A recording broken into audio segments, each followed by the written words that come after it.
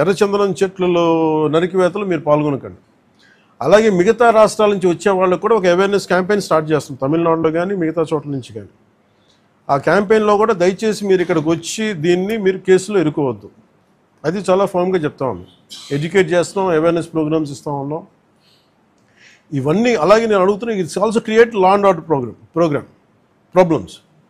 అది ఎలా చేస్తున్నారంటే, వీళ్ళు నరికి దొంగలు తీసుకెళ్ళిపోతున్నప్పుడు వీళ్ళని ఆపాలనుకున్నప్పుడు వీళ్ళు లైసెన్స్ ప్లేట్ లేని కార్లు కావచ్చు, లేదంటే అసలు ఇంజిన్లో కూడా చాసిస్ మీద నెంబర్లు చెడిపేసి దొంగతనం చేసిన కార్లు, అది ఒక చాలా క్రమబద్ధీకరణతో జరుగుతుంది, చాలా మెథాడికల్గా జరుగుతుంది. సో వీళ్ళకి మేమేం చేసుకున్నామంటే, వన్ సింపుల్ వార్నింగ్ అందరికీ ఇస్తుంది, ముఖ్యంగా రెడ్ శాండర్స్ అందరికీ కూడా.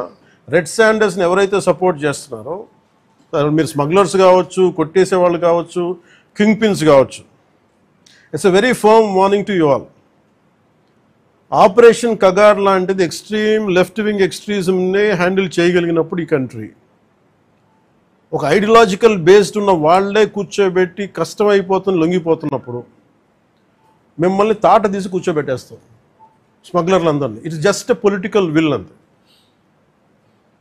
మీరు కనుక ఇదే పనిగా చేస్తే 6 to 9 months ఆర్ 1 year అదే పని ఆపరేషన్ పెడతాం మీ అందరికీ.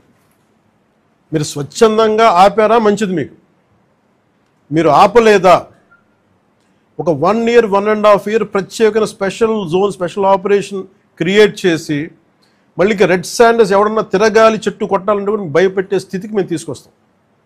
మేజర్ మీకు ఒక యాక్ట్ ఉంది, ఎవరన్నా సరే రెడ్ శాండర్స్ చెట్లు కొడితే వాళ్ళ ఆస్తులను కూడా సీజ్ చేయొచ్చు. ఆ అమెండ్మెంట్ ఆల్రెడీ చేస్తుంది ఫారెస్ట్ యాక్ట్లో. You have to be very very clear on that. So ప్రభుత్వం ఇంకా ఆలోచిస్తూ ఉంది, తటపాయిస్తుంది, ఇంకా ఆ తటపాయింపులు లేవు. మీకు వెరీ స్టర్న్గా వెరీ ఫర్మ్గా చెప్తున్నాం, రెడ్ శాండర్స్ స్మగ్లర్స్ అందరికీ కూడా, దాంట్లో పాల్గొనే వాళ్ళు ప్రతి ఒక్కళ్ళకి కూడా it's a matter of time.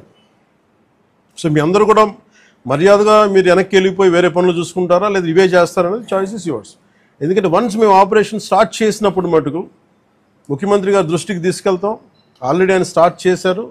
ఇవన్నీ కాకుండా మేము బోల్డ్గా నరికేస్తాం, మమ్మల్ని ఎవరు ఏం చేయరంటే, ఇది ఒక ఎన్డీఏ గవర్నమెంట్, గుర్తుపెట్టుకోండి. It's a tough government.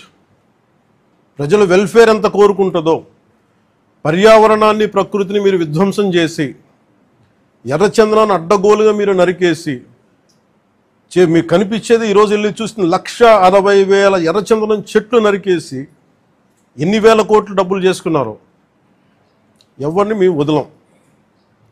ఇది మేము ఛాలెంజ్గా మీరు తీసుకొని మీరు చేస్తారంటే సంతోషంగా తీసుకోండి, ఆ కాన్సిక్వెన్స్ మీరు ఫేస్ చేద్దరు. ఇది చెప్పడానికి మీ అందరికీ పాత్రికేయ సోదరులందరికీ తెలియజేస్తాం. Thank you sir. జై హింద్.